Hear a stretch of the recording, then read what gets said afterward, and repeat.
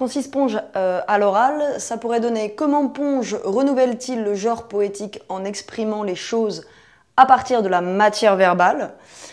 Le premier terme sur lequel il faudrait revenir, c'est le terme de choses qui, on l'a vu, signifie des objets banals, c'est-à-dire qui seraient inaptes à la poésie, qui n'ont pas leur place dans les recueils poétiques parce qu'ils sont trop quotidiens et que la poésie, justement, a pour volonté de se dégager du quotidien. Ensuite, la matière verbale, il faut comprendre la langue dans son ensemble, c'est-à-dire avec des jeux langagiers, des jeux sur les images, des jeux sur les sonorités, voilà, des jeux sur ce qui fait que la langue devient matière. Ce qui peut, on peut créer un lien du coup entre la matière et les choses, puisque la matière verbale, ce qui a priori est en fait immatériel, ne peut pas se palper, va tenter de décrire des choses qui, elles, sont matérielles et bien palpables. Comme c'est le programme de Ponge, on a ici une absence de théorie ou d'idées. On n'est pas dans une poésie d'idées, on n'est pas dans une poésie de discours. Francis Ponge ne cherche pas les sentiments et ne cherche pas non plus voilà, le lyrisme, tout ce qui pourrait être, faire partie de l'idée reçue que nous avons de la poésie. Lui, il tente de s'en dégager. Et du coup, en fait, tout ceci est mis au service d'une expérience d'écriture qui pourrait être celle-ci. Comment la langue peut-elle exprimer un objet? Sa façon de jouer avec le langage va en même temps être une façon de jouer avec la poésie, puisqu'il va détourner les codes poétiques. C'est-à-dire qu'on a bon nombre de poèmes qui sont tellement descriptifs qu'on a l'impression qu'il nous donne une notice.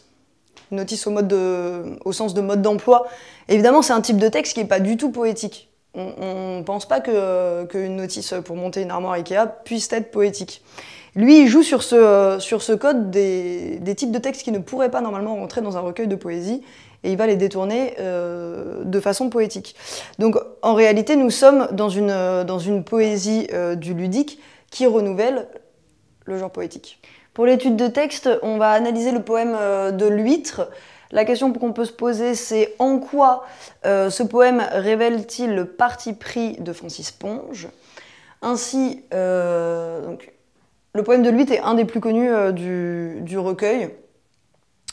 Francis Ponge, au début, a une écriture absolument descriptive. La description avance de l'extérieur de l'objet vers l'intérieur, donc on commence par le décrire comme un galet, décrire son aspect qui est rugueux, etc.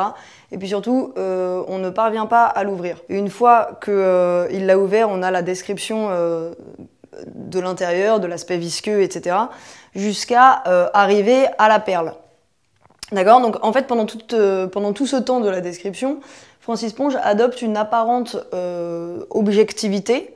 On a tous les sens qui sont convoqués, donc on a les 5 sens qui sont convoqués, ce qui donne en fait un aspect assez scientifique à sa démarche, où on a l'impression que absolument il veut nous décrire le plus précisément possible l'objet de l'huître. Au fur et à mesure que la description avance, on a des phrases qui sont courtes.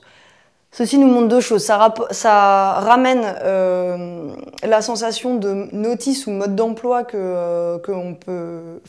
sur lequel joue Francis Ponge, d'accord, avec des phrases très courtes.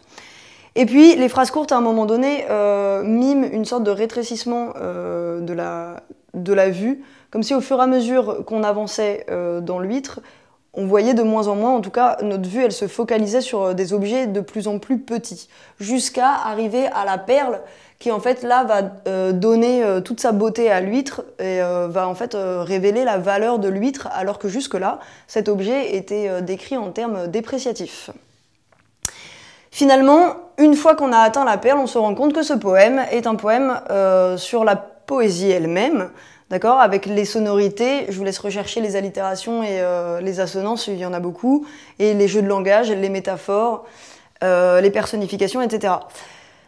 Donc finalement, en fait, on pourrait se dire que si c'est un poème sur la poésie, c'est un poème qui pourrait raconter l'expérience du lecteur, c'est-à-dire raconter combien il est difficile d'accéder au sens des poésies et que parfois le lecteur peut s'y casser les ongles. D'accord? Donc c'est la lecture du poème qui est difficile d'accès. Un autre sens possible est le fait que l'huître en fait soit une métaphore du monde intérieur du poète, c'est-à-dire que lorsqu'on ouvre l'huître, Francis Ponge nous dit qu'il y a à boire et à manger. Et donc ce serait en fait un monde intérieur relativement riche et compliqué à saisir, mais qui serait immensément précieux. Donc en conclusion, on pourrait dire que Francis Ponge a appelé ce poème lui-même objet, qui est un mot valise qui est fait du terme objet et jeu, et qui montre en fait que toute la poésie de Francis Ponge réside dans le ludique. Et du coup que c'est un poète qui ne se borne pas aux apparences, ni à une idée fixe de ce que devrait être la poésie.